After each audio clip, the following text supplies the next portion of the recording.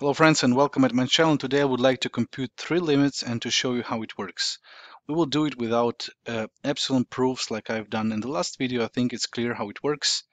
You can see it as helping us to have a good guess, and every guess of this kind can be proved with the corresponding epsilon proof. Okay, so let's give it a start. We have a limit n towards infinity of, let's say, square root of n plus 1 minus square root of n. All right. What do we see here? We see here, first of all, that two expressions are behaving pretty equal. So that means the value is something like maybe 0. Let's see. So our guess can be right, but it could also sometimes be wrong. So our intuition could be misleading us. That's why we're doing the following. We're taking the expression we're working with, divided by 1, and now we are multiplying it times 1, which we rewrite the way we like it, and I'm just writing it this way. So you see, we have a limit n towards infinity. In the upper sum, in the numerator, we have binomial formula, which leads us to losing the square roots. So we're basically having n plus 1 minus n. In the denominator, we are having square root out of n plus 1 plus square root of n. So you see, we're losing n's in the numerator, which was the idea.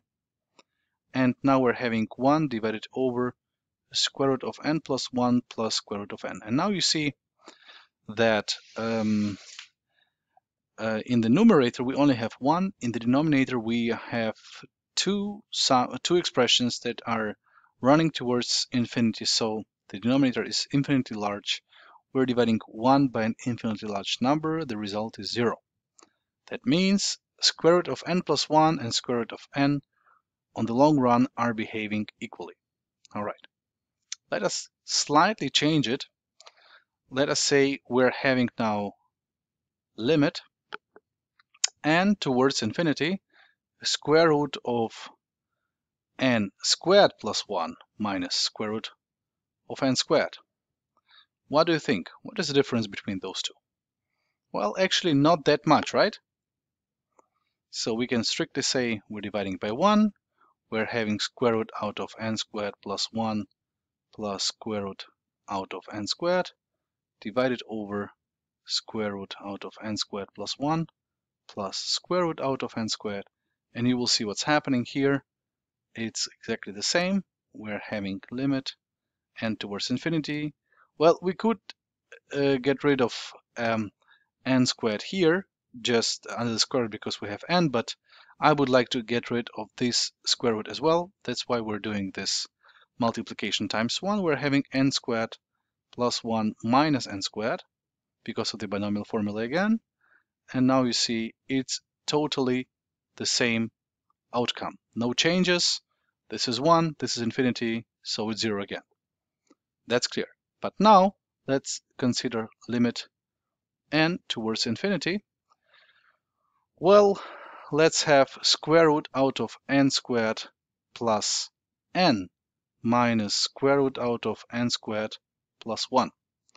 What do you think what will happen here? Well, our intuition is maybe saying us, if you wouldn't have seen the example in between, the second one, you would say, well, it's still like pretty similar, but maybe you see that in the first square root, we have an extra n. And don't forget that n is running towards infinity. So now you see the idea. We're still dividing by 1. We're multiplying it times square root out of n squared plus n plus square root out of n squared plus 1 divided over the same stuff. And you see what's happening here. We have a limit n towards infinity. So what's happening in the numerator? Well, we have n squared plus n minus n squared minus 1 divided over square root out of n squared plus n plus square root out of n squared plus 1. So those two are gone, but now we have an extra n remaining. in the numerator comparing to the first example. So you see it's slightly different story. So we have to do a few more steps. We have limit n towards infinity. Well, let's take n outside of the parentheses. We would have 1 minus 1 divided by n in the numerator. What is happening in the denominator? Well, we are taking under the square root n squared. We're having 1 plus 1 divided by n plus 1 more n squared. And now we have 1 plus 1 divided by n squared. So you see now we can separate the square roots. We have a limit n towards infinity. We're having still n times 1 minus 1 divided by n in the denominator. In the numerator, in the denominator we can split the square roots, and square root out of n squared is n, so we can take n out, and now we have square root out of 1 plus 1 divided by n plus square root out of 1 plus 1 divided by n squared. And now you see what's happening. We can cancel the n's. The numerator is running towards 1, but the denominator is running towards 2, so it's a half. Isn't that nice? You wouldn't assume, and I think if you would, well, respect, but I would never assume, if I see it for the first time and have never done it previously, I would never assume it's a half. I like this example very much. I hope you too.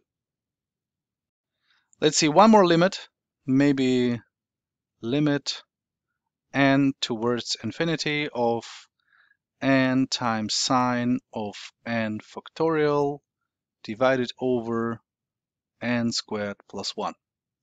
So you see what's happening here. We can, well, basically we have n as a factor in the numerator, so we keep it the way we have it. We can take n outside of the parentheses. We have n plus 1 divided by n. We can cancel those two. And now you see what's happening. Well, n factorial is kind of misleading here because it's in the sign. So it can jump quickly and so on, but sign is never over 1. On the other hand, we have n, which is getting infinitely large in the denominator, so we're dividing a number which is at most 1 by an infinitely large number, so the result is 0. So this is pretty clear. And let me give you maybe one more example. What is the basic idea if you have n towards infinity, let's say of n squared plus 3n plus 4, divided over n cubed minus 4n squared plus 3n plus 5.